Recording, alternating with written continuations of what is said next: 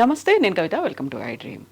సింహరాశి గురించి మాట్లాడుకుందాం. సింహరాశిలో ఉన్నటువంటి విశిష్టత ఏంటి, ప్రత్యేకతలు ఏంటి, దానికి సంబంధించి రెమెడీస్ ఏమైనా ఉన్నాయా, అనుగ్రహాలు ఎలా ఉన్నాయి? మనతో పాటుగా ఉన్నారు ఆస్ట్రాలజర్ గాడేపల్లి వీరభద్ర శర్మ గారు. శర్మ గారు నమస్కారం. నమస్కారం తల్లి. మనం రాశుల గురించి మాట్లాడుకుంటున్నప్పుడు 5వ రాశి సింహరాశి. సింహరాశి విశిష్టతలు ఏంటండి అసలు? సింహరాశి 12 రాశుల్లోకి కూడా అధిపతి రవి, సూర్యనారాయణ స్వామి వారు ఆ యొక్క రాశికి స్థితికి కూడా అధిపతి అండి. చాలా సూర్యనారాయణ స్వామి వారి అధిపతి అంటే కనుక ఇంకా ఆయన రాజు. సాధారణంగా సింహరాశిలో జన్మించినటువంటి వాళ్ళు, సింహరాశిలో జన్మించినటువంటి వారు అనగా మఖా నక్షత్రం 4 పాదాలు, పుబ్బా నక్షత్రం 4 పాదాలు, ఉత్తరా నక్షత్రం 1 పాదం, ఈ 9 పాదాలు కూడా సింహరాశిలో ఉంటాయి. సాధారణంగా వీళ్ళు చాలా ఒక లీడర్షిప్ అనేటువంటి దాన్ని మెయింటైన్ చేస్తారు. సింహంలాగా ఉంటారు, రాజులాగే ఉంటారు వాళ్ళు. అయితే సాధారణంగా సింహరాశిలో జన్మించిన, సింహలగ్నంలో పుట్టిన వీళ్ళు ఒక లీడర్షిప్ను మెయింటైన్ చేస్తూ వీళ్ళు కొంత పరిపాలన చేయడానికి సంబంధించినటువంటి అవకాశాలు వీరి యొక్క జాతకంలో ఉంటాయమ్మా. ఇంచేతంటే అధిపతి రాజు సూర్యనారాయణ స్వామి వారే కాబట్టి చిన్నప్పటి నుంచి కూడా ఆ యొక్క స్థితి అంతా కూడా కలుగుతూ ఉంటుంది. ఈ కాలేజీకి యూనియన్ ప్రెసిడెంట్, లేదంటే ఈ స్కూల్లో ఈ క్లాస్కి వీళ్ళు లీడరు. చూడండి, 4వ తరగతిలో 40 మంది విద్యార్థులు ఉన్నా సరే ఒకరిని ఎంచుకుని వీళ్ళు లీడరా అంటారు వీడిని. అంటే అలాంటి స్థితి రావాలి అంటే కనుక జాతకంలో రవి బాగుండాలి. సింహరాశి అన్నందుకు గాను సాధారణంగా సింహలగ్నం కానీ సింహరాశిలో కానీ పుడితే కనుక వాళ్ళ యొక్క నుదురు కూడా చాలా విశాలంగా ఉంటుందని ప్రమాణం. సింహానికి ఎలా అయితే నుదురు అంతా విశాలంగా ఉంటుంది అలా ఉంటుంది అని ప్రమాణం. అలాంటి రాశుల్లో సింహరాశి చాలా ప్రత్యేకతమైనటువంటిది. వాళ్ళు ఎప్పుడు కూడా చాలా టాప్లో ఉండడానికి ప్రయత్నిస్తారు. విద్యార్థి అయితే కూడా వాడు కూడా ఫస్ట్ క్లాస్ తెచ్చుకోవడానికి ట్రై చేస్తాడు. కర్కాటక రాశి వాళ్ళకి ఎలాగో సింహరాశి వాళ్ళు కూడా అలాగే వాళ్ళు ఇతరుల మీద ఏ విషయం మీద కూడా ఆధారపడరు. వాళ్ళు ఏదో పని చేస్తారు, వాళ్ళు ఏదో మనకు తెచ్చిపెడతారు, వాళ్ళు చేయడం ద్వారా మనం ఈ యొక్క ఫలితం పొందుదాం అనేటువంటిది ఉండదు వాళ్ళకి. వాళ్ళ పని వాళ్ళు స్వయంగా చేసుకోవడానికి 24 గంటలు కూడా వాళ్ళు రెడీగానే ఉంటారు. ఎవరి మీద ఎప్పుడు డిపెండ్ అవ్వరు. కొంతమంది ఆ మంచినీళ్ళ గ్లాస్ ఎవరైనా అందిస్తే బాగుండు, ఈ ఫ్యాన్స్ ఇచ్చి ఎవరైనా వేస్తే బాగుండు అని చెప్పి చూస్తూ ఉంటారు. వీళ్ళు అలా కదా, అవసరమైతే మంచినీళ్ళు వీళ్ళు తెచ్చుకుంటారు, ఫ్యాన్స్ ఇచ్చి వీళ్ళు వేసుకుంటారు. అంటే సింహరాశి వాళ్ళు ఏ విషయం మీద దేనికి కూడా ఎవరి మీద డిపెండ్ అవ్వరు. వాళ్ళ యొక్క స్కిల్ అంతా కూడా అట్లాగే ఉంటుందండి.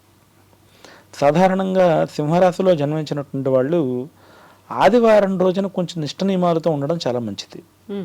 సాధారణంగా అంటే సూర్యనారాయణ స్వామి వారికి సంబంధించినటువంటి సూర్యాష్టకంలోనే ఆదిదేవ నమస్తుభ్యం ప్రసీద మమ భాస్కర దివాకర నమస్తుభ్యం ప్రభాకర నమోస్తుతే అనేటువంటి సూర్యాష్టకంలో స్త్రీ తైల మధుమాంసాన్ని నవర్దియేత రవేర్ధినే అని చెప్పబడింది.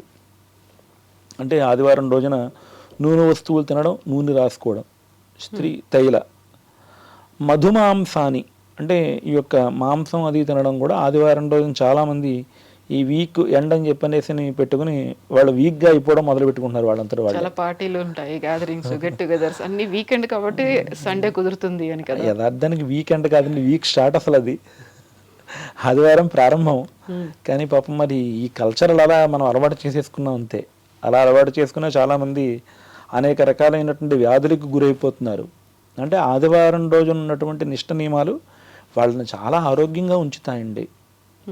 చక్కగా వాళ్ళు ఎంత నిష్ట నియమాలతో ఉంటే ఆ రోజు వాళ్ళు ఉన్నటువంటి నియమాన్ని బట్టి మిగతా వారం అంతా కూడా వాళ్ళు ఆ స్థితిని ప్రోత్సహించుకోవచ్చు. అంటే ఇప్పుడు ఉదాహరణకి ఒక హెచ్ఎం గారు ఉన్నారు, హెడ్ మాస్టర్ గారు ఉన్నారు. ఆయన దృష్టిలో వీడు బాగా చదువుతాడని చెప్పనేసి ఒకసారి మనం కేంద్రీకృతం అయ్యేమంటే కనుక, ఆయన దృష్టిలో మనం పడ్డామంటే కనుక మనల్ని ఎప్పుడూ మొట్టమొదటి ఉంచడానికి ఆయన ఇష్టపడతారు. మొట్టమొదటి బెంచీలో కూర్చోవడానికి ఇష్టపడతారు. మొట్టమొదటి బెంచీ మొత్తం అంతా ఫుల్ అయిపోయినా సరే, లేదు వాడిని తీసుకురండి, వాడిని ఇక్కడ కూర్చోబెట్టండి అని చెప్పనేసి ఆయనే మనకి ఒక ఏర్పాటు చేయొచ్చు. అలాగే సూర్యనారాయణ స్వామి వారికి సంబంధించినటువంటి ఆదివారం రోజున మనం ఎంత నిష్ట నియమాలతో ఉంటామో ఆయన కూడా అదే ప్రకారంగా మిగతా వారాల్లో ఉన్నటువంటి స్థితిని అంతటినీ కూడా మనకి ప్రోత్సహిస్తారు. ఆదివారం రోజున సూర్యమండలం నుంచి వచ్చిన కిరణాలు డైరెక్ట్గా మన భూమి పడతాయి. అదేంటండి ఆదివారం రోజునే పడడం ఏంటండి అంటే సోమవారం రోజున పడవా? సోమవారం రోజు కూడా పడతాయి, కానీ సోమవారం రోజున అలాగా ఆ యొక్క సూర్యమండలంలో ఉన్న కిరణాలు చంద్రమండలం మీద పడి చంద్రమండలం నుంచి భూమండలానికి వస్తాయి. మిగతా రోజులంతా అలాగే ఉంటుంది.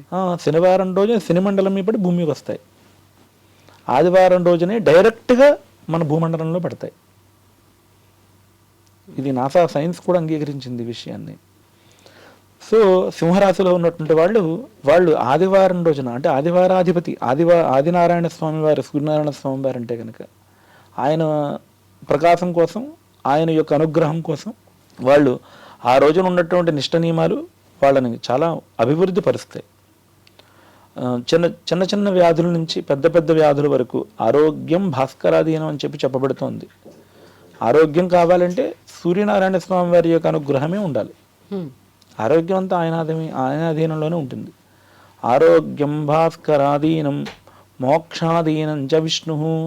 మోక్షం కావాలంటే విష్ణుమూర్తి ఇవ్వాలి. భోగభాగ్యం ఇచ్చేతి శంకర అని చెప్పబడింది.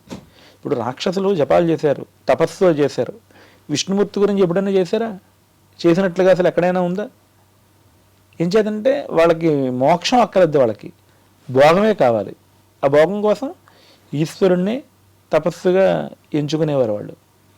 ఆరోగ్యం వాళ్ళకి అవసరం లేదు. ఎంచేతంటే వాళ్ళు ఎప్పుడూ ఉండవలసినటువంటి పరిస్థితుల్లోనే జపాలు తపస్సు చేసేవారు కాబట్టి ఆరోగ్యానికి ఇబ్బందులు లేవు. అంటే అదంతా కూడా కలిగించేటువంటిది, ఆరోగ్యం కలిగించేటువంటి స్వామివారు భాస్కరుడే, సూర్యనారాయణ స్వామివారే. సో ఆయన అనుగ్రహం కోసం ఖచ్చితంగా మాత్రం ఆదివారం రోజున చాలా నిష్ట నియమాలతో ఉండాలి. సింహరాశి వారు అయితే కనుక ఖచ్చితంగా ఆదివారం రోజున నిష్ట నియమాలతో ఉండాలి. అలా ఉంటే కనుక వారి జీవితం చాలా బాగుంటుంది. ఇప్పుడు పాటించాల్సినటువంటి జాగ్రత్తలు ఏముంటాయి? ఇప్పుడు మీరు చెప్పిందంతా రవి అనుగ్రహం అందరి మీద ఉంటుందా? ఆ రాశిలో ఉన్నటువంటి అన్ని నక్షత్రాలు, అన్ని పాదాల మీద?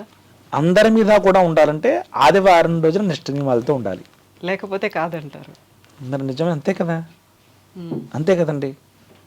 అంటే ఆయన యొక్క అనుగ్రహం మనకు కావాలి అనుకున్నప్పుడు ఖచ్చితంగా ఆదివారం రోజున నిష్టగా నియమంగానే ఉండాలి.